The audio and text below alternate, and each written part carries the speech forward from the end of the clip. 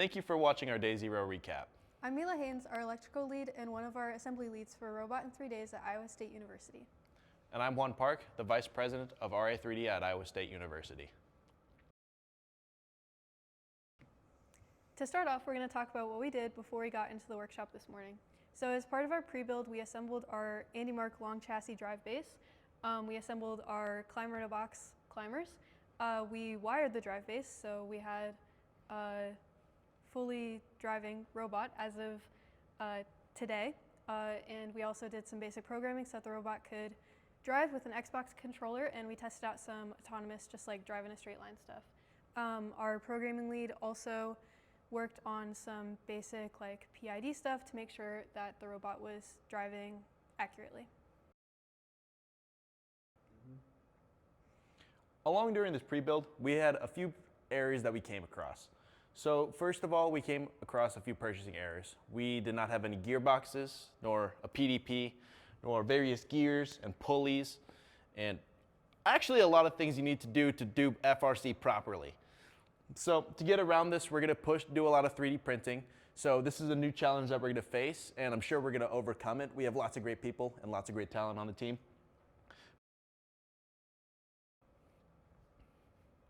After reading the game manual, we also realized that the drive base that we had purchased from Andy Mark had too large of a frame perimeter for this year's rules. We were expecting like a frame perimeter regulation of 120 inches, and it was actually 110 this year.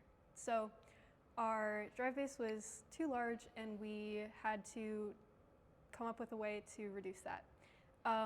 Similar thing happened with our climbers. So the climber in a box climbers that we purchased were too tall, given that our robot starting configuration had to be 30 inches or under vertically.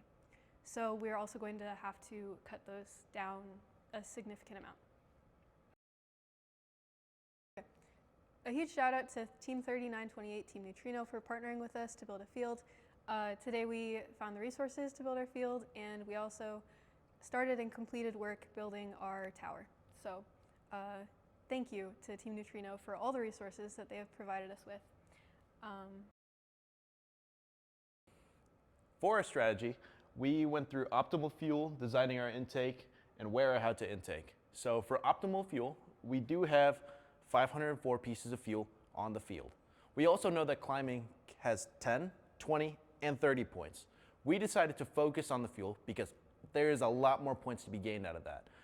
Climbing does have its advantages, coming in with having, at the very maximum, about 30 fuel scored. But we're going to prioritize fuel because we believe it's going to be easier for us to design with limited resources.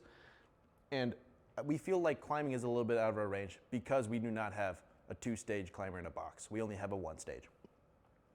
So for optimal fuel, in our storage, we're looking at 6 to 8 with our limited resources. And for our intake, we're going with an over-the-bumper intake that is going to feed directly into a hopper. So from our intake into a 6 to 8 fuel storage system. From there, it goes into an underhand style shooting mechanism that will shoot it into the hub. Additionally, we are climbing for L1. We designed our intake with compliant wheels, as that's what a lot of us had familiarity with, and it's also what we happen to have with us. As we're a newer Robot in 3 Days team, we also decided to do an over-the-bumper intake as opposed to through or underneath, so that we could create as wide of an intake as possible, so that we could collect as much fuel as possible very quickly. We also decided on designing a hopper in the center of our robot and having that be as large as we possibly could, so that we could fit as much fuel as we possibly could in it and have as small of an intake and small of a shooter as we could feasibly have. In terms of climber positions, we have decided to put one of our climbers over the wheel.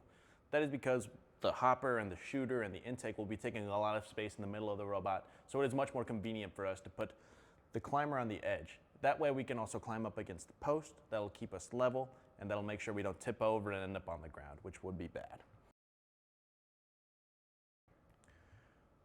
For the crayon CAD, we were doing mostly rough geometry for the hopper, the shooter, and the intake. For the intake, we were working with a 4-bar linkage, which proved to be a little bit of a challenge, but we finally got the geometry down and we are ready to start prototyping. We also got the geometry of the hopper in place, which is going to be more of a V-taper into a funnel, and then it's going to slope down so we can use gravity, and then we will send it through with an underhand shot that will send it up into the hub. The reason we went underhand is because we wanted to use gravity to power this so we can use as little motors as possible due to limited resources, as Mila said. During prototyping today, we made a lot of good progress. We worked on our shooter, which we went to Austin's garage so we can manufacture the base of the shooter, which we used plywood, 2x4, and cardboard. And the result of that, we have discovered that a shooter powered by the drill can send the ball up to 6 feet, which is what we need for the hub. So once we power that with a few Neos, we're going to be in very good shape. We also did some very limited prototyping with the intake to pick up fuel, and we have gotten the rough dimensions down to pick it up properly. For this year, we want a robot that can consistently score in the hub and also climb to L1. We believe that this is the maximum that our resources can get us, and we want to push those to the limits. Hi, my name is Ella Meyer, and I'm president and co-founder of Robot in 3 Days at Iowa State University. Thank you for watching our Day Zero recap. Today, we spent the day breaking down the new game, deciding our mechanism priorities, and designing and CADing the first version of our robot. And we can't wait to start building our first version tomorrow. For Day Zero, we would like to thank our sponsors: Iowa State Student Government, Master Tool and Manufacturing, Milwaukee Tools, John Haskell, and we would like to thank our partner FRC team, 3928 Team Neutrino, for loaning and donating parts as well as assisting us in building the field. Thank you. This event would not be possible without you. We would also like to thank Cornbread here in Ames as well as the Chick-fil-A here in Ames for donating our meals for today. Thank you. See you tomorrow for day one.